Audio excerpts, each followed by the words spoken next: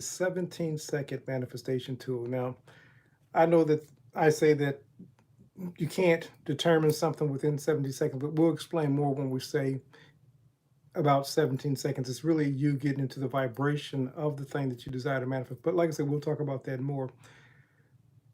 This stuff has been supported by neuroscience. Basically, it's saying that you hold a single focus for 17 seconds and you begin activating the vibration of that thought, whatever it is that you hold. But again, you can't be scatterbrained. You have to be focused on that individual thought. But it says if you do that 4 times for 68 seconds, what happens is you begin to build enough energetic momentum to begin shifting your reality. And so we're going to talk about this. Good to see you. So again, we're going to be talking about how to get into a vibrational state in 17 seconds or less. And we're going to be using the acrostic or the acronym called VIBE. And what we're going to do is basically explain who you are as a energy system, a spiritual being. And being a spiritual being, allowing you to get into the vibration of the thing that you want to be, do, or have. So what we're going to be talking about, because often I say that you're a spiritual being having a human experience. As a spiritual being, you're made up of basically 4 aspects. There's more, but the basic 4 is your electrical. Often we'll say that the brain fires off on electrical and chemical. So of course your electrical, your chemical, your energetic, and your biomechanics. And we'll talk about each one of these and how that makes up who you are, but also how knowing this will allow you to get into the vibration of what it is that you want to be, do, or have. And like I said, I want to go back for anybody that may just come on. We're going to be talking about how to get into a vibrational match in 17 seconds or less. Now, this is something that we have to practice. You just, because there's so many things that gather our attention or take our attention away from what it is that we want, we often are not focused. But we're going to talk about that today so that you can learn how to get into the state of what it is you want to manifest. So let's go on and move forward. So first thing that we're going to talk about, good to see you. Welcome, California. I used to drive through there. So the first thing we're going to talk about in the VIBE acronym, we're going to talk about the vital current. And when I say the vital current, what we're talking about is really the electrical. So we're going to talk, often we talk about you being a energetic being, and we talk about you being an electrical being. So we're going to talk about these different aspects. And again, when you hold your focus for 17 seconds, now again, this has been proven. Now, one of the persons that kind of started this was Abraham. Anybody that knows Esther, and formerly just Jerry Hicks, she has this medium, and his name is Abraham. And so he said that if you can hold a vibration for 17 seconds, a thought, you'll begin to bring that energy, that vibration into your reality. He says, now, if you can do that 4 times, 68 seconds, then you almost secure that vibration. And basically, you just kind of hold that vibration throughout the day, and you begin to bring about what it is that you're attempting to manifest in your life. Now, and of course, lifestyle and everything else falls. But first and foremost, you got to be a vibrational match. It says, how can two walk together unless there's a spirit of agreement? And this is so true. Violet was saying that there's just so much that we don't know about ourselves. So this would just be one small aspect. I was fascinated to learn this when I started doing research on it. So I'm excited to be sharing this with you. I've been actually holding it off for several weeks, and I said, okay, let me see if I can just get to it today and actually do it. You know, sometimes when you don't feel that you're comfortable in stuff, when you're sharing new information, you kind of just want to have it down. But I find the best way to get it down is start teaching it. So when you start focusing your thoughts for 17 seconds, the brain begins to fire off neurons and create new pathways. So your electrical system starts to build momentum. The longer you hold that thought, the more neural pathways will be built, electrical pathways. This is your brain firing off. There are thoughts thoughts are on vibrational frequencies? Absolutely. And this is what we're talking about, thoughts being on those vibrational frequencies, those neurons being fired off, connecting. And the thing is, there used to be that proverb that says you can't teach an old dog new tricks, and this is just not true. They found through studies, especially when they incorporated music, many people like in a senior care home that were lifeless almost, they started playing music. It was something that just sparked something in those individuals. So we can stimulate the neural pathways, and there's various things that people have discovered. But so once you start building momentum, the longer you hold that thought, the more neural pathways that will be built. The reason why you have and hold a habit is just simply because you've built neural pathways for that habit. So your neural pathways basically go to the path of least resistance, that which you're comfortable with. I don't know how many of you've done hiking or you've had like a easement that people that walk through your yard for so many times, pretty soon there's a pathway going through your yard. This is how a neural pathway is built. Now, we talk about, changing your mind, changing your thoughts. In saying that, what happens is over time, you start thinking a new thought. We're speaking of a neural pathway. You start thinking a new thought. As you start, they say 21 days. Some people say 28 days. Some people say a little bit more. Some people say 90 days. What happens is you start building new neural connectors. We call this electrical. So now, for example, say that you were operating from a place of failure, whatever failure is for the individual. You started practicing success habits, working out. Let's use the term working out. So now all of a sudden you start working out and you start working out consistently. Now you've got a program. When those days show up that you're not working out, you notice in your physical being and in your thinking that, okay, I'm not feeling good today because I really wanted to work out. Then the second we get back into our workout routine, we start feeling better again. You've built new neural pathways. This is why a person that people were accustomed to seeing, let's say, morbidly overweight, and all of a sudden she changed their lifestyle.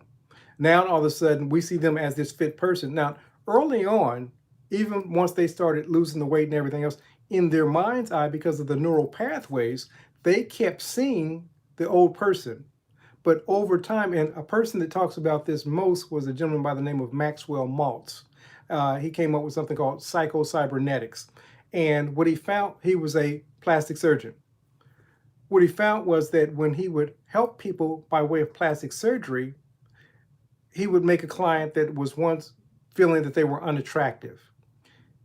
He would practice plastic surgery on the person, and all of a sudden, even though they looked different, they still saw in their mind's eye the old them. So they didn't feel any better. And this is why somebody can lose weight and you see them being perfectly normal and whatever you see as them losing weight, but they still see their obese self.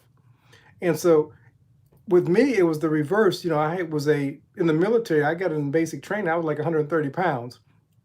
So actually less than that, I was 130 pounds wet. And so once I started putting on weight, I got into my 30s, started still working. I always worked out, always had some type of, good to see you, always had some type of workout program in place. So in my 30s, I started drinking some protein shakes and all this other stuff, trying to increase my weight. Once the weight started coming on, in my mind's eye, I still saw, the kid that was 130 pounds wet. But I was no longer that kid. I had put on, 30, 40 pounds. And and even at times, even more, 50 pounds at times. But so when I would go out and shop, again, because my mindset said that I was still that 100 and, let me try to flex. in my mind, in my mindset, I still saw the kid of 130 pounds. So when I would go buy clothes, I would buy clothes for somebody smaller, and then I would wonder, why are these clothes so tight? It was because I was still buying clothes for the person that was 130 pounds. So a lot of times, even though we make the change, it takes our mind a second to catch up with the change that we've made. So you have to keep putting reminders within you or in front of you, around you, to make sure that you remember anchors, as it were, that I've made this change. So first thing we're talking about is the neural connectors. And a lot of times to create these new neural connectors, what you have to do is basically practice a new habit, and you have to do it repeatedly. I like to say that repetition is the mother of retention. If you want to learn something, if you want to get something in your spirit, whether you're using visualization, affirmations, emotionalization, sensing, whatever, repetition is the key. And this is why when you hear Mr. Lindo and I speak, we're saying the same thing. We're just saying it in various different ways, as it were, because we know that the key to your getting this stuff is repetition. So we'll go on to the next one. So the first thing is we're talking about electrical. So now we're going to go into the chemical. This thing about the chemical is actually very powerful when I think about it, because they say that your body is made up of 70% water. And the funny thing is they say that plants are typically made up of about 70–80% of water. So we're really this organic humanoid plant, as it were. And so we really require water. I remember I was working at this Fortune 10 company and I was training. And one of the guys in the training class, he says, I don't drink water. And only thing he would do is drink stuff like Mountain Dew, this real strong acid type soda. I don't know how his body survived on that. I don't know if he had issues later on, but he seemed to be fine with it. So if he wasn't drinking some type of Mountain Dew or coffee or something, but he didn't just drink straight water.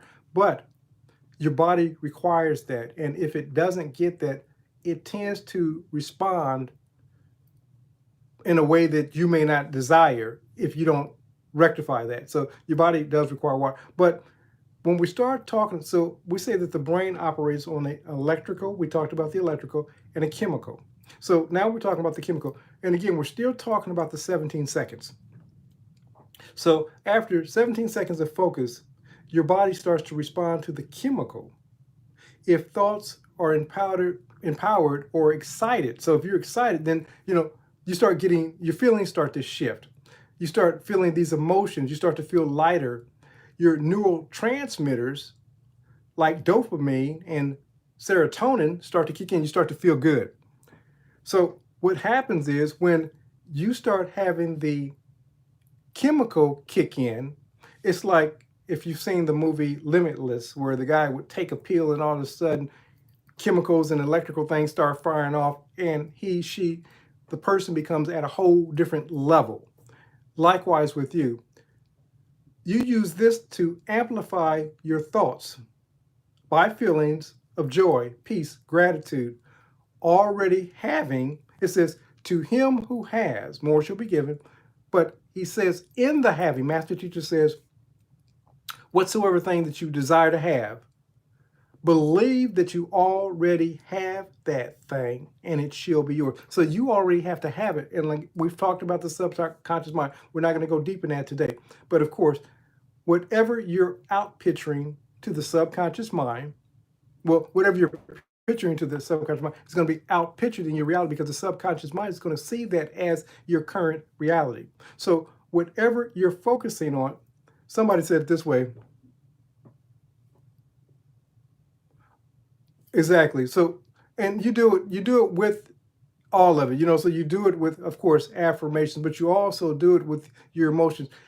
The repetition doesn't stop. I mean, when you get a feeling about something, you continuously repeat that feeling. If you get a thought, if you say that you got a feeling about something, but your inner conversation is saying something contrary, then scripture says, how can two walk together unless there's a spirit of agreement? So everything has to be in agreement. So when we're going through the various aspects of who you are. So we're talking about the electrical, we're talking about the chemical, we'll talk about the biomechanics. So, but all of these things have to be in agreement. So when you're practicing repetition with your words, you also have to do it with your feelings, your thoughts, your emotions. your body language. So we do it with every aspect. We don't just do it and say, well, this portion isn't important, so I'll do it with this portion, but I won't do it with this portion. Ancient text says this, and we solely take this as people, but let me go on and say what I'm going to say. It says where two or three are gathered, I'm in the midst of them. The I am is you. So when you're electrical, when you're chemistry or your chemical, when you're biomechanical, when your energetic portions are all in agreement, this is when you bring about manifestation. But if you got one or two of those things going this way and the other two going this way, it says, let not the double-minded person believe that they shall receive anything from the Lord. And again, let me be clear. This is not a biblical study. Let me say it's not religious. I am using text from the Bible, but I want you to understand this is your story. This is how you work. So I'm really trying to get you to understand and buy into my thoughts create reality. Now, you don't have to, but you're still going to get the byproduct. Just because you don't believe it doesn't make it not so. Absolutely. Violet was saying that we have to get to the understanding that, of course, our thoughts are working in conjunction with our subconscious and our conscious mind. How can two walk together? They have to be in agreement. Again, we all always associate this with people, but if there's a conflict, and a psychologist, a French psychologist said in the early 1900s, he says, if there's a conflict between imagination, that's more your subconscious mind, and your willpower, that's ego, that's your conscious mind, that your imagination will win out 100% of the time. What you believe at your core is going to be that seed that's going to be outpictured into this thing, this hologram called reality, and it can't be otherwise. So as you begin to, and before I leave the area of chemistry, let me say this, that science has proven that you could take a glass of water, for example, and plants have also proven this. You can pull up on YouTube people standing next to a plant and giving the plant permission to touch them. And if you watch it long enough, pretty soon the plant will literally bend down its leaf and touch the person on the shoulder. I literally almost saw a tree that was so excited about seeing a woman basically engulf the woman when she got close enough to the tree. What am I saying? When you understand that you're 70, 80% water, water responds to the vibration or the energy or the messaging telepathically that we're sending to it. So what they did was a study, and I can't remember the Japanese doctor's name, but they did a study and they took different elements of water. They had these droplets of water and they would speak to the water. So some of the droplets of water, they would speak positive energy, and it would have this beautiful crystal-like arrangement. To the drops of water that they spoke negative to, I can't even say the word negative, to, that those drops, they were distorted, they were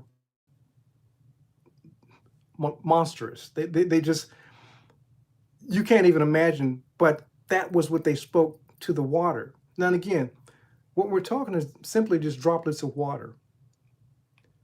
You're made up of 70% water. Now, go back to when you were a child. And let's say that you had a parent, and most of our parents were unaware, and they said something negative to you. You probably didn't know it, but your whole body was responding again, because that's the water in you, the chemical in you, the biomechanics in you. Your body started responding.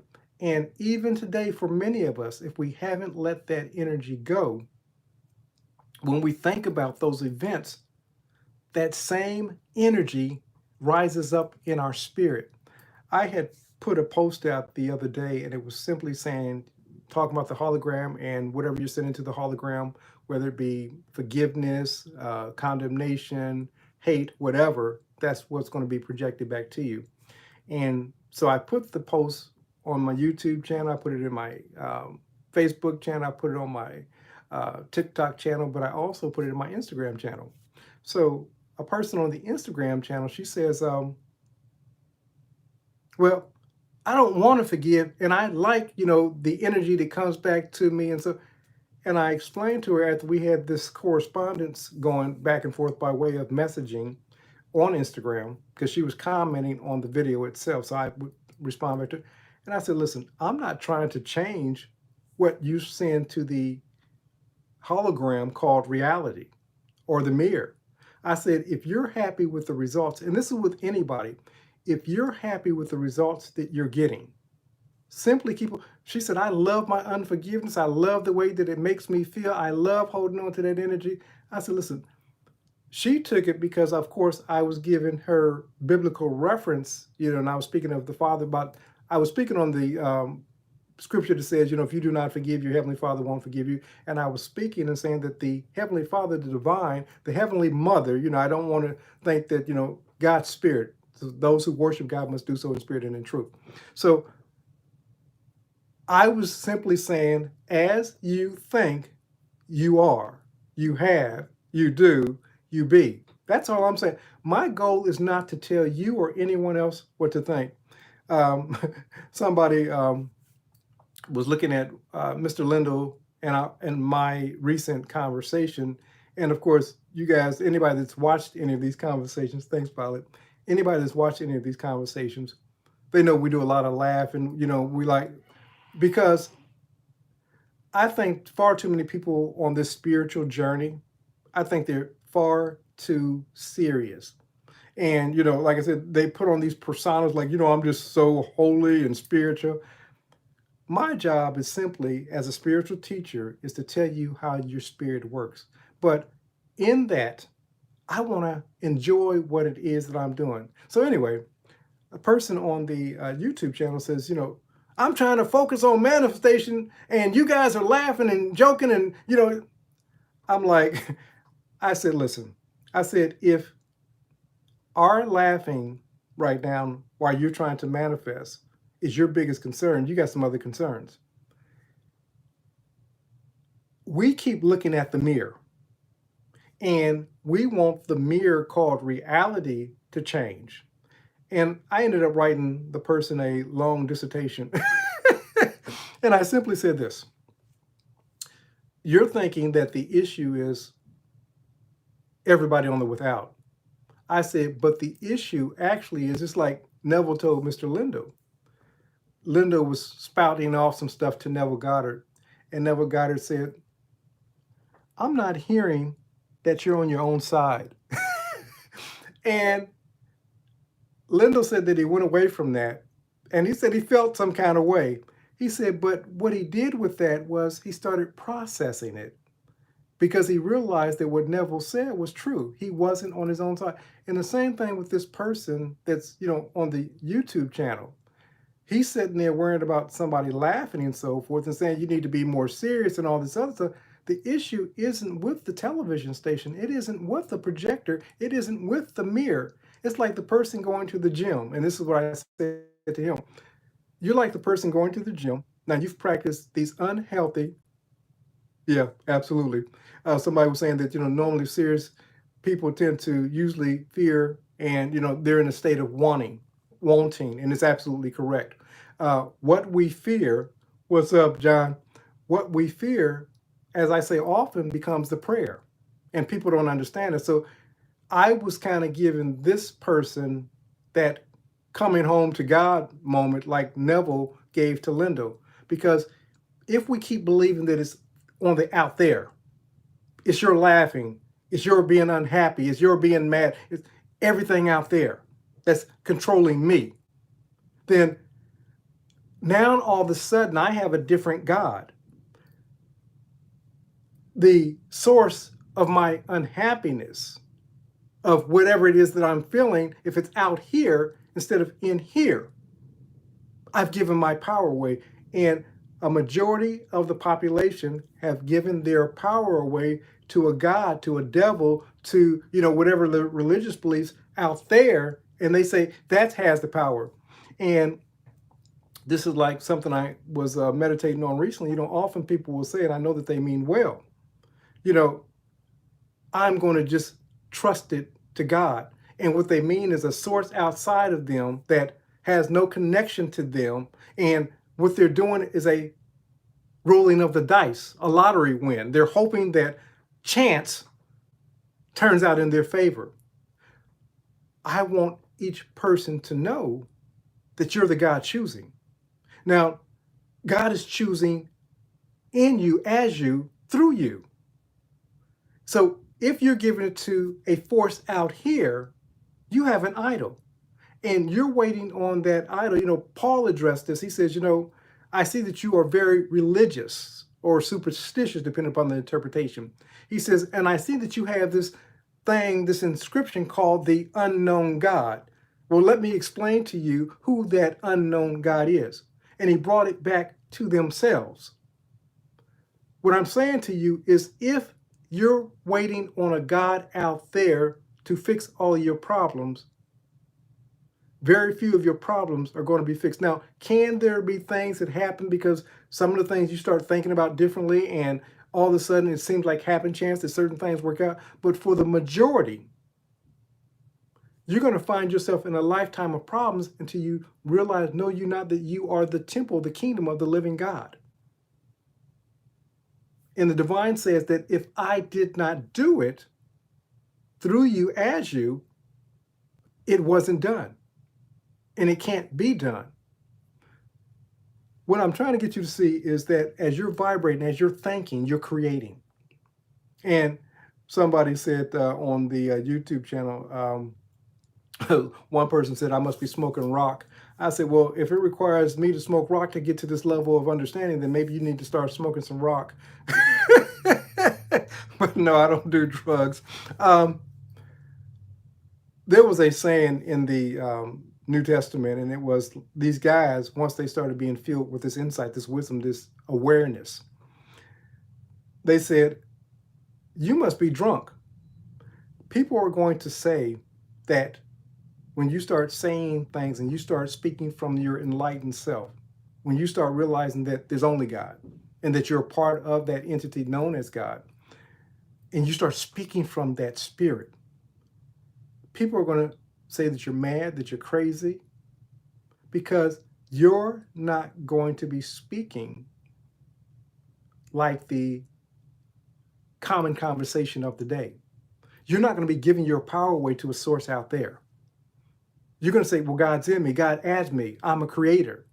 And they're going to say, okay, heresy, blasphemy, this person's crazy, because we've all been deprogrammed to believe that we're only human beings with a part of us simply being a spirit.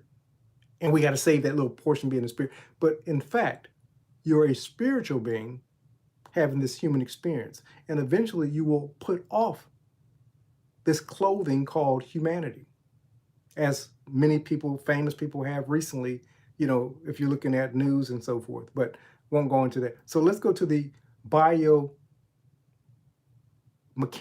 or in motion. This is the B portion. So I said that we're spelling, I really hadn't been talking about the acronym BIBE, but the first letter was the vital current, or the electrical. The second one was I, or the internal chemistry, or water-based, being, of course, the chemical. And then now we're getting ready to go into the B, being the biomechanics, or the motion, your body responding. So we talked about the chemical, and we've talked about the electrical. Now we're talking about the movement. So when you're looking at bringing about change, you're doing it in your mind, but you're also, you ever seen somebody that they said, I'm shy, and their demeanor is closed, the head down, they won't look you dead in the eye. But when they change, when they go through their metamorphosis, all of a sudden their posture's up, their eyes are up and they're looking at you, they're speaking with you with clarity. Tony Robbins did this many years ago, and this lady came up on stage and she's like crying and so forth, and he screamed out something crazy wild to basically shock her. So she's like, "Huh?" So once she was shocked, he told her to change her physical stance and try to be sad. She put her shoulders back and she smiled, and it was next to impossible for her to be sad. The only way that she could be sad is she had to begin to again change her posture. So I see people all the time and I'm looking at them walk, and these people are, I'm guessing, some 30, 40, 50 years old, not old, but they're walking like they're 90. They're carrying themselves, they're limping. And I think to myself, if they just changed their posture, they would knock 10, 15 years off their age because they would become more youthful. But we've so purchased into what thus says the doctor, what says the professional, and we begin living from the state of the professional. There's been people who have been misdiagnosed with cancer, for example, but because they believed they had cancer in a very short period of time, they died. And then they would do a biopsy and realize, oh no, this person didn't have cancer.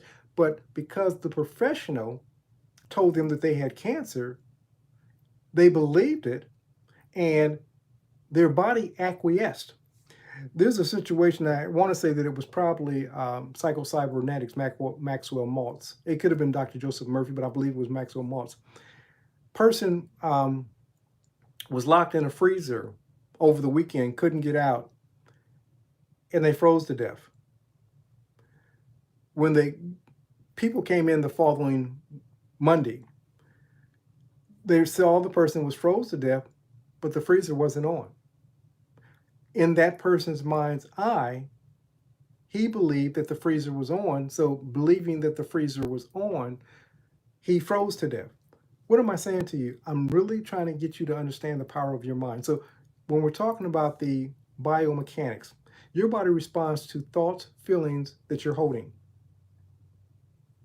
So when you operate from that, good to see you, oneness. When you're operating from that, when you begin to, so if you're walking in a place of confidence, then that's what's going to show up. And your brain will begin to respond accordingly. But if you're operating from a place of lack, then your demeanor is going to be different. You're going to operate and interact with people differently. If simple change, there was a story many years ago, probably fictional, but man was sitting on a bench and he was thinking about, unliving himself, taking his life. And he saw this older man on the bench, and the older man said, you look to be distressed. He says, I am. He says, life is just not working out. He said, and if I just had some more money, I could take care of certain problems. And the older man said, listen, I'm going to write you a check, and it's going to be for $1 million. If you need to cash the check, cash the check. But what I want you to do is see if you can come up with creative ways before cashing the check to rectify your problem. And so this man went out. Now he's got in his mind that I got this $1 million check. And so if things really get bad, I'm going to cash this check. And he starts doing business differently. Pretty soon he finds himself being very successful. So some time passed and he goes back to the park and he sees the old man again. And he says, sir, thank you very much, but I didn't need the money. And he gives the man the check back. And then the orderlies for the insane hospital take the old man away and say, Mr. Smith, it's time to go. But the man's belief was that the man had given him a check that was worth $1 million, and his whole demeanor changed. What am I saying to you? When you start holding in mind that I'm a multimillionaire, and again, going back to subconscious mind, when you start carrying in your body that I'm wealthy. Years ago, I was watching this young lady come from the store and go to her car. And the way she carried herself, I just knew that she was going to go to some like luxury car or whatever. She ended up getting into something like a forward focus or whatever at that time. But I thought to myself, she's on her way. Just by the way that she carried herself, she was walking in a place of power. We often see people where they're at, not where they're going. And we think that, I thought this, that because of where they were, that they're going to be there, for the rest of their life. It's just not the case. What you have to understand, once you start thinking those thoughts, once you start living from those thoughts are going to begin showing up in your reality. So thoughts create your reality. Thank you. As you begin to occupy, live, and this is why Neville said, live from the end. Many of us, the reason why we're not manifesting is simply this. We're thinking, somebody wrote on the channel that they were manifesting $777 million. And so they were celebrating because they had just watched one of the Reverend Ike videos. You can think that all you want, but if you're not occupying that state, and this is what most people don't do in the Neville Goddard community, they think about it, they affirm it, but they don't become it. Because if you become a person that's going to manifest, let's say, $777 million, you start seeking like a J.D. Rockefeller, like a Andrew Carnegie, like a Henry Ford, like a Bill Gates, like a Warren Buffett, like a Elon Musk. How can I provide service? See, Solomon, the richest man in the world at that time in Scripture, he said, teach me, speaking to the divine spirit within him, how to lead these people that you've put in my care. He said, because I'm nothing but a kid and I don't have the wisdom or the insight. And the divine spirit spoke to him and said, listen, because you didn't ask for the life of your enemies, because you didn't ask for long life, because you didn't ask for wealth, I'm going to give you all of that, and I'm going to give you wisdom. From the seed of wisdom, all those other things were birthed.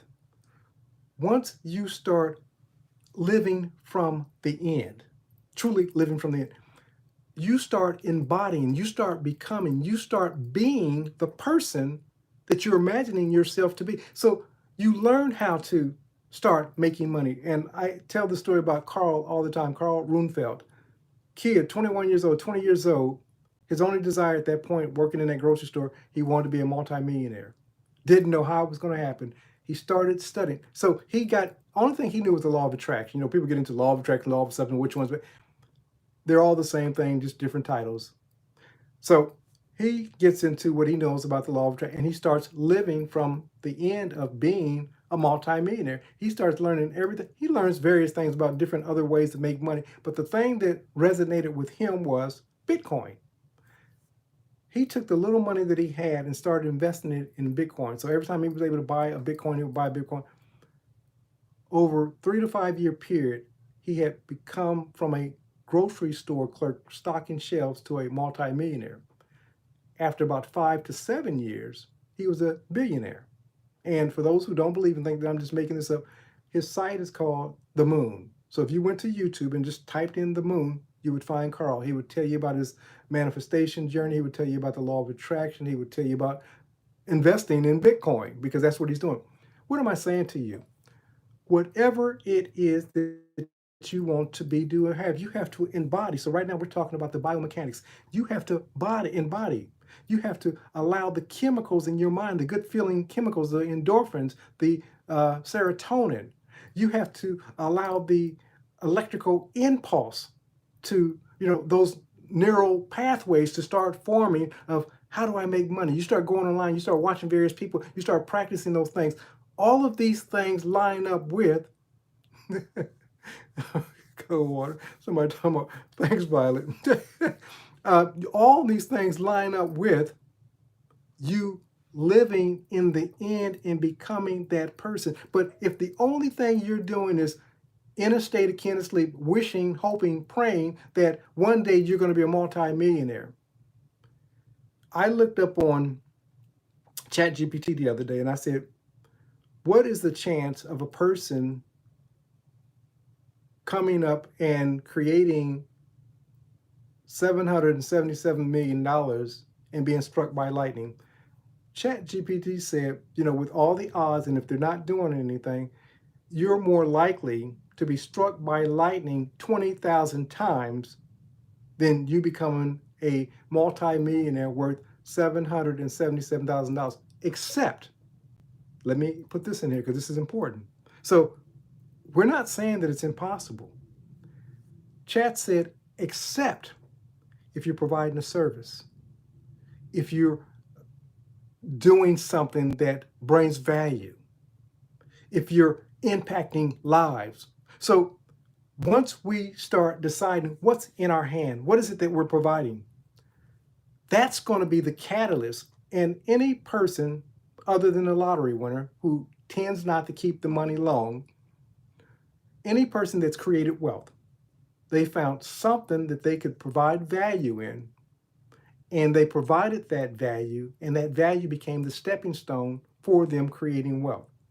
For the wealth simply to come out of the blue and you're not providing any value, you're not doing anything but simply thinking that I'm going to be wealthy. Chat said it's more likely for you to get struck by lightning 20,000 times than to magically manifest $777,000. What I'm saying to you is provide a service. Find something that you... Jerry Seinfeld had the Jerry Seinfeld show. The man, because of syndication, he's a comedian, but he's worth, last time I heard, worth well over $1 billion. What am I saying? What I'm saying is there's nothing that you can come up with that you can think that I can provide service in that somebody somewhere isn't making a lot of money doing what it is that you say, this is what I want to do. It's not impossible for you to become a millionaire.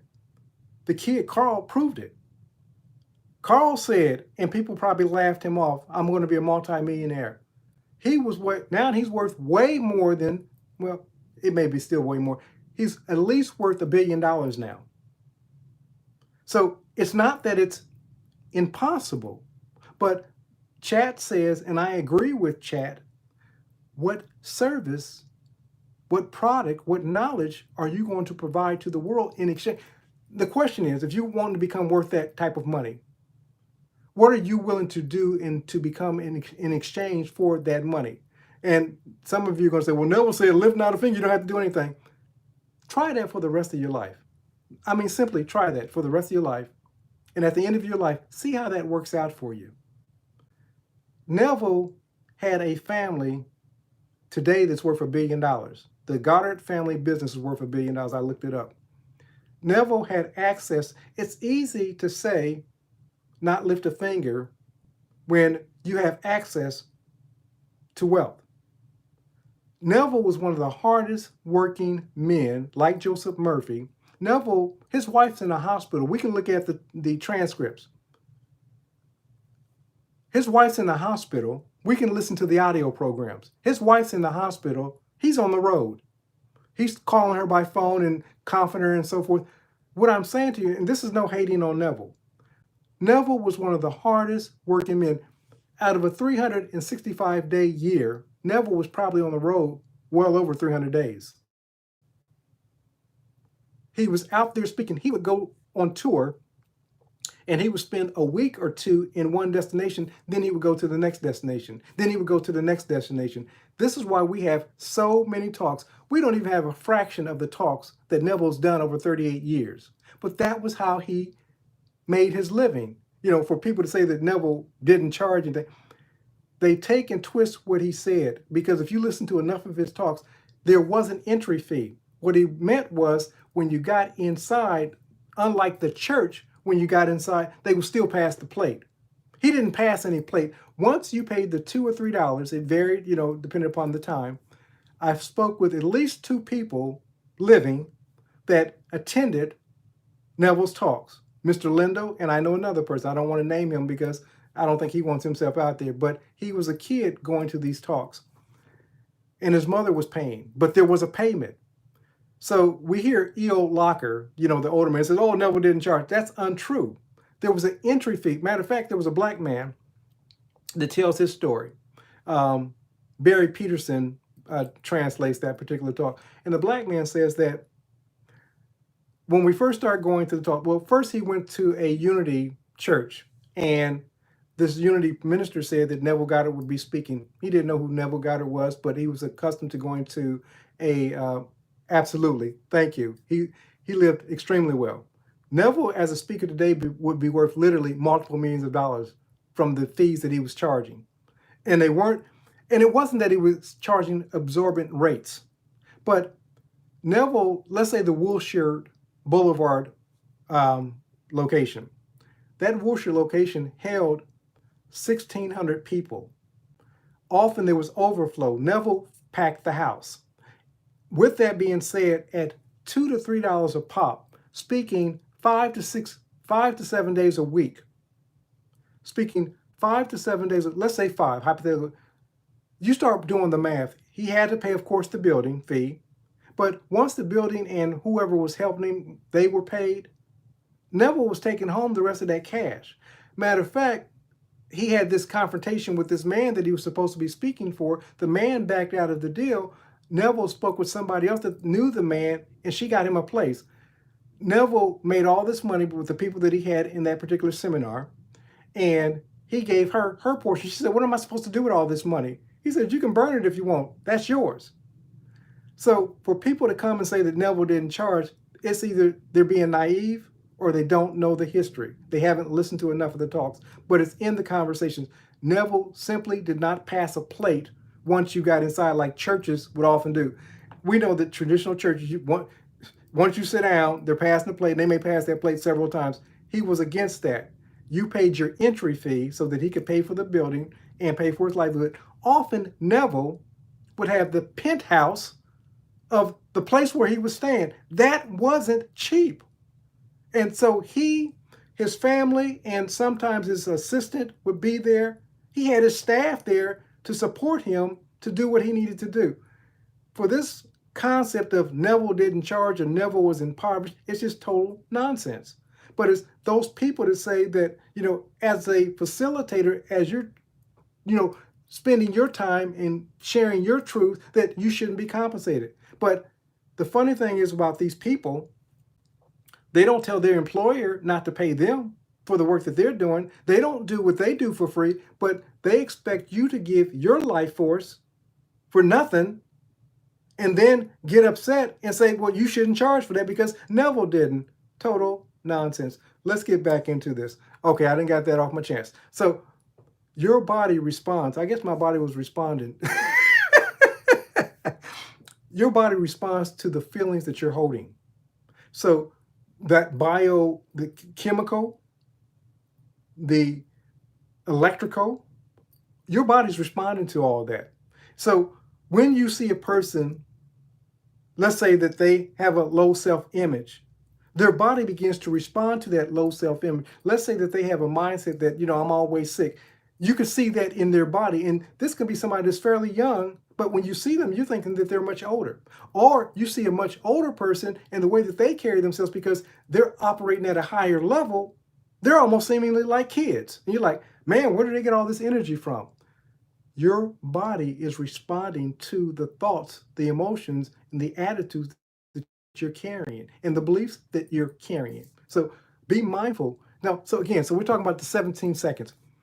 I haven't talked about that enough, so I do want to touch it. Let's say that your thought is, and I'm not going to be able to read all that, it's just too much. You got to give me like a sentence, and I can look at the sentence.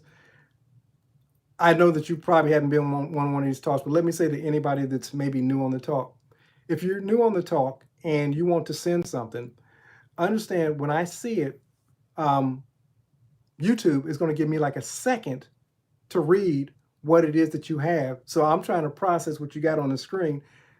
My suggestion, instead of sending me a big block, because I'm not going to be able to read it because it's going to flash too quick. By the time I even get to the first sentence, because I'm looking at the whole block, it's going to be gone. Give me a sentence, and if you want to follow up with another sentence thereafter, then that's fine. But if you send me a whole block, I'm not going to be able to read it. So, and I probably need to say that more throughout the talk, so people that may come on that may be new or whatever. Uh, Thank you. I appreciate you. Much love. Appreciate you. Okay, so your body responds to the feelings and so forth. Now, whatever your body is responding to, it's going to be outpictured in this thing called reality. And this is why, like I said, I see people often, and I'm like, this person's probably younger than me, and they're acting like they're 20 years older. That's because their belief system says that at this age, I'm supposed to be acting, being, doing like this. You got to understand this. Your spirit is ageless. It doesn't age. Now, because we chronologically age, and this varies from person to person, they've done research of people in other countries, and I've seen people 110 years old still running around pulling wagons and everything else because they didn't have the belief that at 110 years old we couldn't do this anymore. They didn't have those programs. Here in the United States, here in the Western world, we have a totally different belief about aging. So we respond and we act according to the predominant beliefs about aging, about health, about relationships, about money. We start to change those things here first. It starts to change here on the holograph called reality. So hold for, okay, so let's do the 17-second thing here. Science has proven that if you hold a thought long enough, it starts to rewire your neural system. We talked about the neural synapses and connectors and so forth. If you hold that thought 4 times that, so now for 68 seconds, it almost becomes a part of you, but you have to keep repeating it. We talked about the importance of repetition.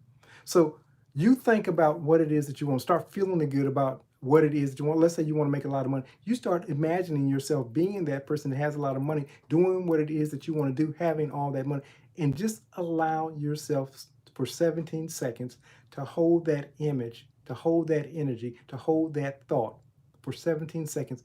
Feel good. Feel like, you already have it. Feel that money in your hands. Smell the smell of money. Neville said his brother Victor, he just loved the smell of money. Neville said he never did like the smell of money. The whole point is, when you start imagining that at the subconscious level mind, it's going to see it as already a reality. So then it's going to start looking for more evidence of that. But you got to keep repeating it. It's good to get into a state akin to sleep, but you should be doing this throughout the day so that when you get to the state akin to sleep, you're only affirming what you thought throughout the day. The reason why most people use, trying to live in the end, they're not living in the end at all. They're living in the past, but they get into a state akin to sleep at the end of the day. Now, the whole day long, they thought about negative things. It says that we think anywhere from 60 to 70, 80,000 thoughts a day. Most of those thoughts are repeated. Most of them are negative. We do that throughout the whole day. Then we get into a state akin to sleep and we start imagining this one good feeling thought. Then we say, I had a nightmare last night. But throughout your whole day, your subconscious mind is filtering out nightmares, the drama, the things that you think that are going to go wrong. And at the end of the day, slightly before a state akin to sleep, Neville was a person that understood how mind worked. Neville wasn't thinking this stuff haphazardly throughout, thinking negative thought. And it doesn't mean that we don't occasionally get a negative thought. That's not what I'm saying. But his predominant thoughts were on what it was that he wanted to be, do, or have. Hear what I'm saying? You have to do likewise. Whatsoever things are lovely, whatsoever things are of good report, think on these things. They say a couple other things, but I'm just trying to get you to understand whatever you're thinking throughout the course of the day, whatever energy that you're thinking throughout the course of the day, when you get into that state akin to sleep, it's not going to undo all the negativity if that's what you thought throughout the day in that moment. You may have that brief moment of thinking about, but your subconscious mind is going to pull from your predominant thoughts, words, actions throughout the day. This is why people try to use that and they say, well, I tried, but I had a nightmare. What were you thinking throughout the day? Don't just wait to the, at the end of the day and start thinking positive thoughts, thinking of what it is that you want to be, do, or have. Make that a habit of doing that, even if it's 17-second spurts throughout the day. Have a timer on, every 30 minutes, the timer goes off. Every hour, every 2 hours, the timer goes off. And you purposely start thinking about who it is that you want to be, do, or have. Hit your timer, say, okay, I got it. Again, timer goes off 2 hours later. Start thinking purposely about who it is. Now, when you get to a state akin to sleep, at the end of the day, you start, now all of a sudden, man, I had this wonderful dream. I saw myself being a multimillionaire. I saw how it was going to happen. Divine energy inside of me gave me these wisdom, this insight. I can't wait to get started. Totally different story. But first, practice it throughout the day. Practice your posture.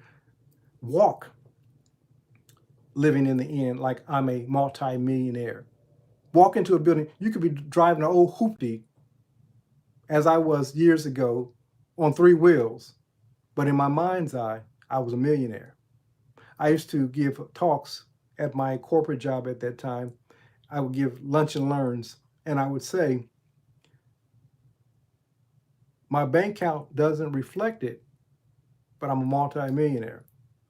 And when the money showed up, they said, Coach, I remember when you used to say that my bank account doesn't reflect it, but I'm a millionaire. What I'm saying to you is that once you get that picture in mind, the holograph called reality can't not outpicture it. Most of us think that we're doing this stuff right, but you're still living from the old ideology of who you used to be. Once you truly clothe yourself, it's not based off of appearance. Master teacher says, judge not according to appearance, but judge righteously. Righteously is not some religious thinking. Righteously means thinking in accordance, right thinking in accordance to who it is that you want to be, do, or have. If what shows up in your mind's eye, that thought, that idea, that concept, that picture, you're like, where'd that come from? If it's not in alignment with who it is that you want to be, do, or have, dismiss it and replace it with another thought. You're given that to do. Okay, so let's go on. We've talked about getting your body into the physical state, the biomechanics, the motion. You start not only thinking as if, you start acting as if, you start walking as if, you start living as if, you start talking as if you already are the person that you want to be, do, or have. That's the biomechanics of it. Okay. And again, you begin watching your posture, your breathing, your intention, or even the way that you handle different outcomes, different life events. You start handling it with confidence, even though I tell this story often. I work for a Fortune 10 company. I managed a particular network over that Fortune 10 company. And often outages would happen. And I had so many people that I needed to reach out to, people I had to work with. And often when these strange outages, because we could not narrow down what center it was happening in, my peer would say, how are we going to fix this? I say, I have no clue, but I know there's a solution. And I would always start with that concept. I know that there's a solution. It's just for us to find it out. And 100% of the time, we always found the solution. We always fixed the problem. And this is why people would just call me out of the blue and say, I got this going on, can you help me? So what I'm saying to you is, when you're facing a situation, a challenge, even though you don't know how it's going to work out, you have to know that you know that you know that I don't know how it's going to work out. I just know that it's going to work out. And you start with that. I don't know why this keeps happening to me, because that I don't know why it keeps happening to me is a prayer for this to keep happening to me. Start with a solution, even though you may not know what it is. I know this is a solution. I don't know how it's going.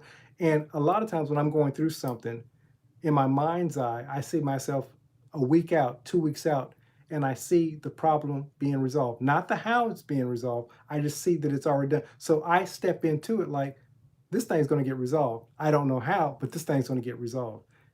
100% of the time, it gets resolved. Okay. So now we want to talk about your energetic blueprint, your energy system, vibrational system. your heart, your brain emits these electromagnet fields. And this is why when they put you under, they have like these different devices. Thank you. They have you on these devices, and it's looking at you, and they're seeing your aura. They're seeing your electromagnetic field, and we all have this. This is your heart, your brain, everything vibrating, giving you life. When that heart stops beating, when that brain stops doing what it does, when it starts firing off, when the chemicals stop flowing, they call you legally dead. As long as that heart's going, that electricity, as it were, part of you, we say this is life. We call that electrical part of us often spirit when we think about life force, energy, so forth. But when your thoughts, emotions, your body are in sync, even for 17 seconds, that field, that electric magnetic field becomes more coherent. And this is your broadcast system. So what we call this is your vibration. We say like, okay, so I'm talking to Mr. Lindo. This is this week's talk. And a person's trying to manifest. And he writes on the YouTube page, you guys need to stop laughing. I'm trying to manifest and you guys are getting in the way of my manifesting. And I say, if our laughter is disrupting your manifestation, you got some bigger issues. And one of the issues, like Neville told Mr. Lindo, I'm not hearing that you're on your own side. When you come on somebody else's site and you're learning and your complaint is you need to stop laughing, you got some deeper issues going on. Because see, you're looking at the mirror. And this is what I told the person. I said, you're like the person that goes to the gym and you're looking at the mirror and you're saying there's something wrong with that mirror. That mirror is defective, as opposed to looking at your own health issues and your poor health habits. If everything you encounter is a problem, eventually you have to look at the common denominator. And it happens often to be us. Absolutely. Thank you, PJH. They simply said that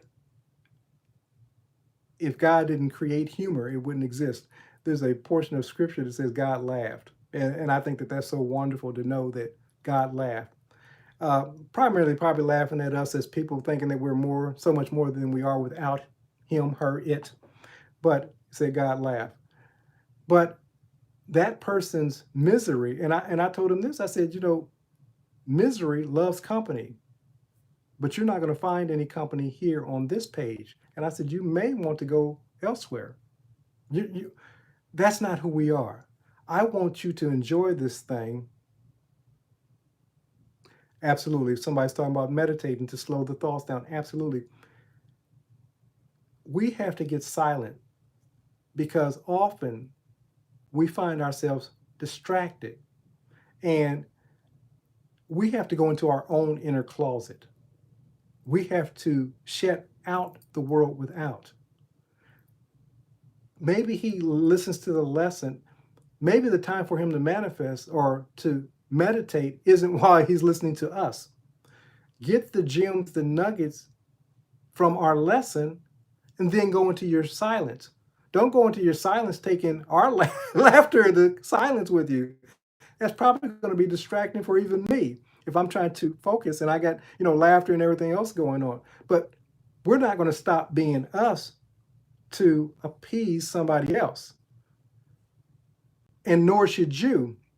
I was saying earlier about I was telling, doing the holograph thing, and I was on Instagram, and a young lady says, I like my dark side. I like my dark side showing up. I said, listen, my goal is not to shut down your dark side from showing up. I said, you do you.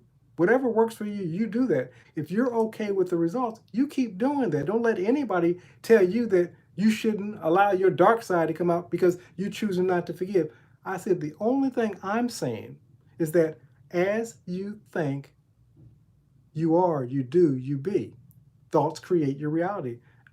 I'm not judging you on the reality. If you're okay with what you're creating by way of your predominant thoughts, keep doing what it is that you're doing. But if you want to change, simply know the change is you changing your thoughts. You change your outcome. You change your world. I'm not judging one way or the other. If you're happy with those results, I love it on the dark side. If you love it on the dark side, stay there. Keep doing unforgiveness. Keep getting the results of unforgiveness. If that makes you feel good, if that gives you life, keep doing that. My goal is not to tell you what to believe, but that you believe. And as you believe, so will you have. That's simply that. That's our goal. A lot of times people get on our channel and they want to evangelize. That's not the goal of this channel. I have my own beliefs and things like that, but my goal is not to evangelize you into my belief system. I'm just saying, as you think, you are, you have, you do, you be, you have. Period. That's what I'm saying. What you do with it, that's on you. One person got on the channel and his was sun worship. I'm like, great, have at it.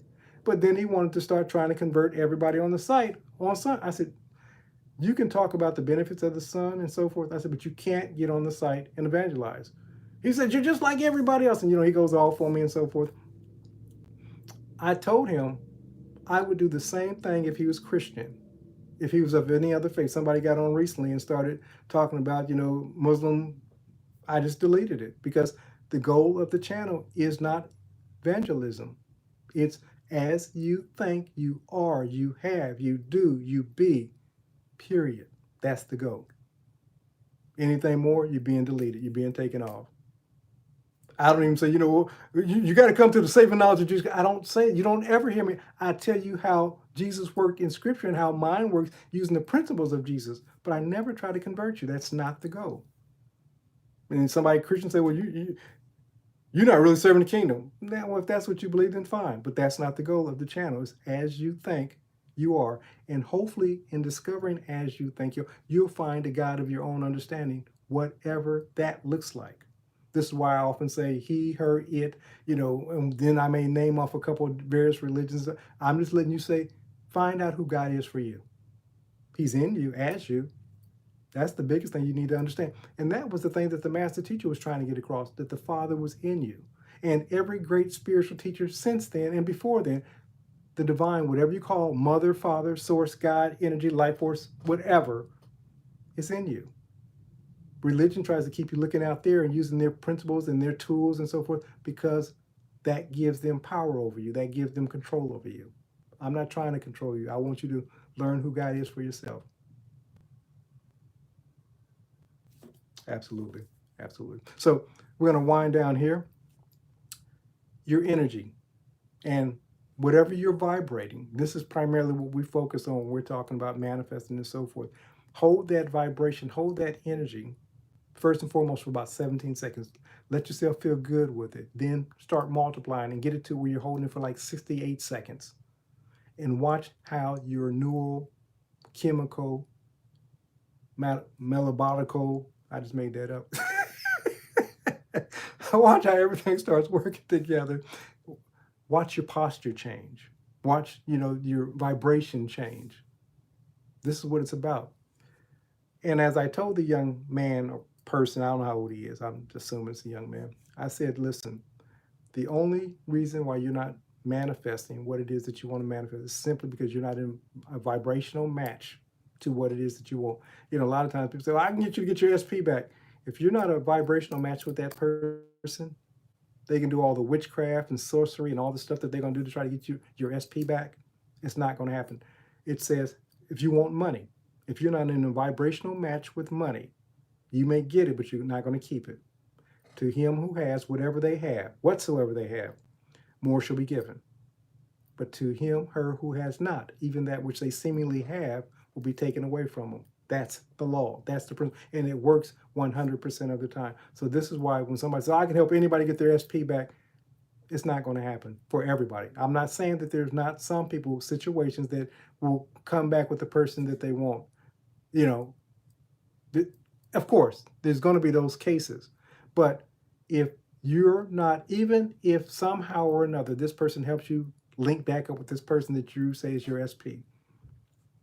If you're not at a vibrational match with that person, the thing that pulled you apart the first time will be the exact same thing that's going to pull you apart the second time.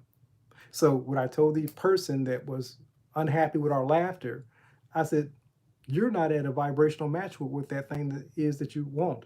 Because if we were in vibrational match with whatever, it says, whatsoever things you desire when you pray, when you think, when your chemicals, your electrical, your magnetic system is working, believe that you already have those things that you already have. So you're already holding it in vibration and it shall be yours. Many people never get to the state of believing that they already have it. They're trying to get it. Most people are operating at it trying to get it as opposed to believing that they already have it. When you know that you know that you know, when I made various decisions about cars, relationships, relocation, and when I made that decision, if I make a decision, for example, something as simple as this, but you got to understand this is simple. It is, as Mr. Lindell says, it's so simple, and he's absolutely correct. We make this stuff so daggone complicated. If you make a decision, I'm gonna go down today and I'm going to make breakfast, or I'm going to go upstairs today, I'm going to make breakfast, I'm going to go in the other room and make breakfast, wherever that location is. And you go in the other room and you make breakfast, even if the breakfast varies, but you make breakfast. You've just manifested breakfast. Now you say, well, everybody does that. If you make a decision, I'm going to go downstairs, I'm going to go in the other room, I'm going to go in the kitchen, I'm going to get a glass of water. And you go in the other room and you get a glass of water. You don't know how difficult that is truly at a physical level because we do it all the time, so we don't even think about it. But that's manifestation in its essence. We keep making manifestations so mystical, so magical that only a few people can do it. So they show up because they've made a relocation and they say, well, I can show you how I relocated and got my perfect.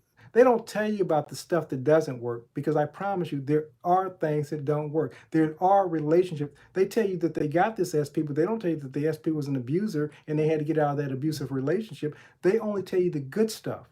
They sell you the good stuff. But understand this, when you're manifesting, it happens with the good, bad, and indifferent, depending upon the vibration that you're holding. But if I tell you that, and if I show up and tell you that as my story, it doesn't sell as well. And this is why people have to give you this perfect picture of everything working out. Then you try it and you say, what am I doing wrong? You're not doing anything wrong. You're just not a vibrational match at the time of the thing that you want to be, do, or have.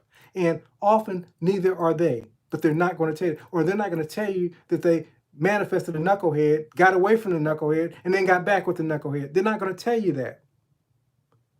Guys, you are, hear what I'm saying, please. Thank you. I appreciate you. You are an expert manifester. The problem is right now you're doing it haphazardly. And so you're what we call praying or asking amiss. You're manifesting what you don't want. But the good thing is you've done that so well, you just need a slight adjustment. Quit looking at it as magical. You got to, this is why many of you are messing. So somebody says, oh, 4 days you're going to manifest $1 million. If you're not giving value, now there are people in a few minutes that can manifest $1 million, $1 billion, but they're operating at that level of money. There's people that can manifest health. I'm pretty good at that within my own body.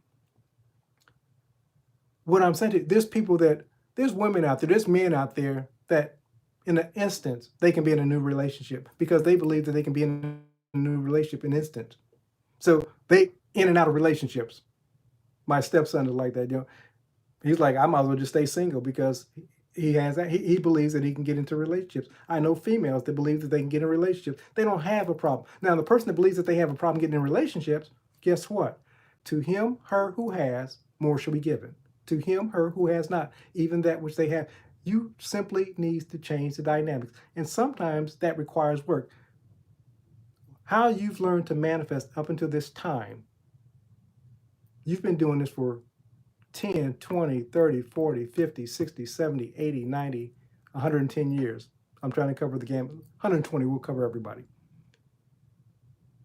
Often, because of your programming, it doesn't change overnight.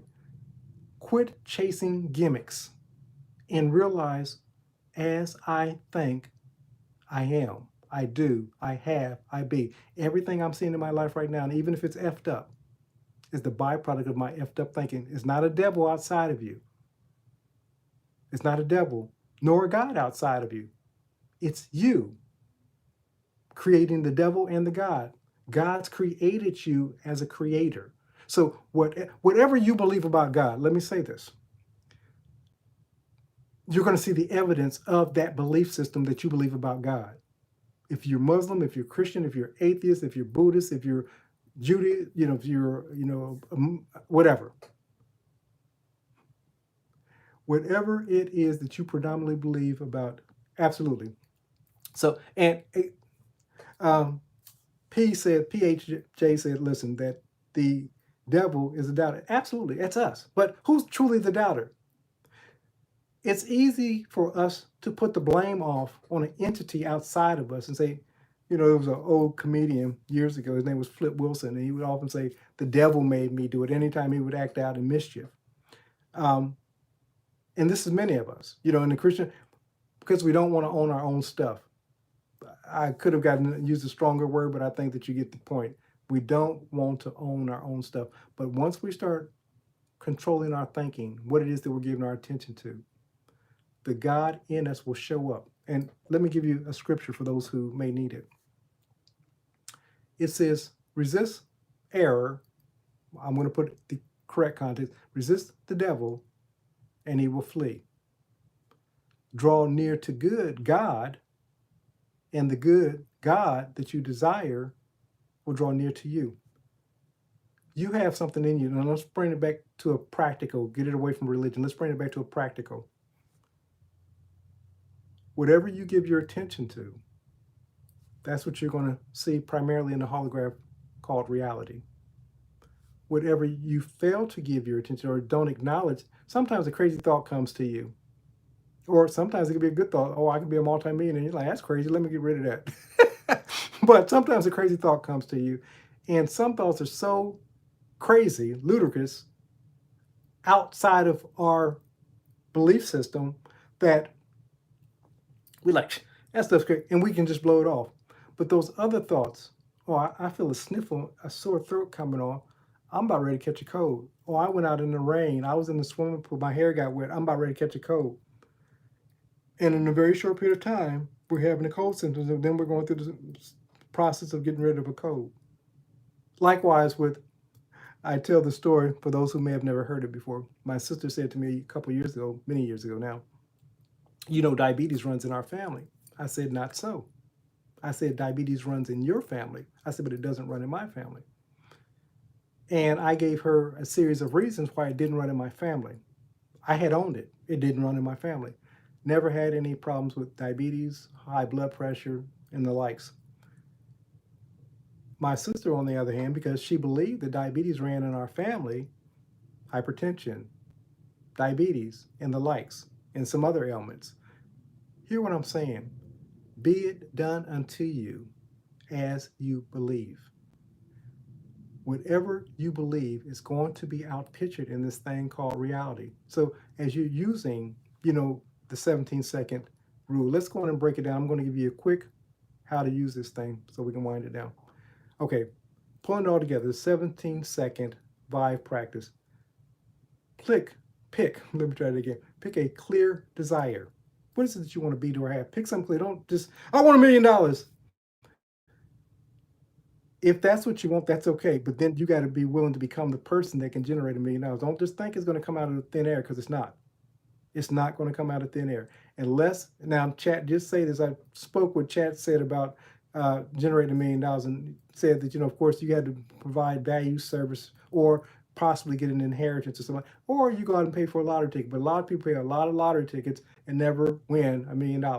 Okay. So pick a clear desire. Say you want to be wealthy. My question to you, what are you going to provide in exchange for the wealth that you want? Begin to provide that service. Even if you don't know, just write down, hold the idea, I want to be wealthy. Just hold that right. Don't worry about the how. Things are going to start showing up. The windows, the floodgates of heaven are going to start opening up. You're going to start getting ideas, but you got to act upon them. You just can't keep them in your head and say, magically, I'm just going to wait on something to happen. It's not. Okay, so pick a clear desire, focus for 17 seconds, imagine it, feel it, align your body with it. Let me say it again. Imagine it, feel it, align your body with it. If you guys want a copy of this, I'm willing to give you a copy. Go to and send me an email, because I'm not just going to send it out there. Go to Coach DiCarlo1. You'll see that on the YouTube channel, but Coach DiCarlo1 at gmail.com. Say, send me the blueprint of the 17-second manifestation prayer, whatever. You know, if you say 17 seconds, I'll know what you're talking about. Coach DiCarlo1 at gmail.com. Say, send me a copy. I'll send you a copy. Send it as a PDF. Okay, so pick a clear desire. Focus on that desire. You're welcome. Focus on that desire for 17 seconds. And this is basically the whole thing I've been going off this whole hour or so. I've been going off of this list. I got a computer in front of me, so I'm scrolling down and giving you the information. So you're going to see everything that I've talked about today. Okay, so focus on it for 17 seconds. Imagine it, feel it, align your body with it. Hold that feeling as long as you can. Now, ideally, you're doing it for 4 times the 17, which is 68 seconds. And then just release it, let go, and let God. You're not going to know. I've done this. I didn't know anything about no 68-second rule or 17-second rule. I would just see in my mind's eye, I'm going to Atlanta, Georgia. I'm getting this ideal car. I'm going to attract $1 million. Then I started becoming the person who was able to do that. You don't know the how, but you do become the person. And as you begin living from that person, the loving relationship, the better health, the more money begins to show up. But it's like you're being who you are right now. Whomever you're being at the moment, you're attracting the outcome and the situations of who it is that you're being at the moment. Likewise, when you make the shift what Jesus called being born again, when you make the shift what Neville called being in state, and you step into that new state, you're simply, even though the world without will still remind you of who you used to be, you're that new person. You just have to stay in it long enough for it to lock itself in, and all of a sudden, that becomes your new reality. What's going to happen as that becomes your new reality, all the world around you is going to begin to take shape. Even those haters don't want to. Matter of fact, their hate is going to be your confirmation. Because when you're doing exactly what it is that they're doing and want you to do, there's no reason to hate. It's only when you're being elevated that they start bringing out the hate, they start criticizing, they start talking about you. So if people are hating on you, you're doing something right. Now, if you're just a total non-nice person, that's different. That's not what we're talking about. When you start making changes in your life, when you start taking your life to the next level, if you don't get haters, there's probably going to be something wrong, because you haven't made enough change for them to notice a difference. You're going to lose some friends. And as I say often, what you think as rejection is God's protection. Guys, I'm going to wind down and end with this. Coach DiCarlo1, one word, at gmail.com. And again, you can see it on if you went to any of the videos on the YouTube channel, you look at the description, it should be in there, Coach DiCarlo1 at gmail.com. So if you're interested in this transcript, just reach out to me and say 17-second vibe or something to that. If you say 17 seconds, I know what you're talking about. I'll send it right to you. Guys, I love you. I appreciate you. I hope that you took something away from it. You have the good fortune of being able to go back and listen to what you missed. And again, hopefully you take something from it. But I appreciate you being here. I appreciate you showing up. Love you. Talk to you next week.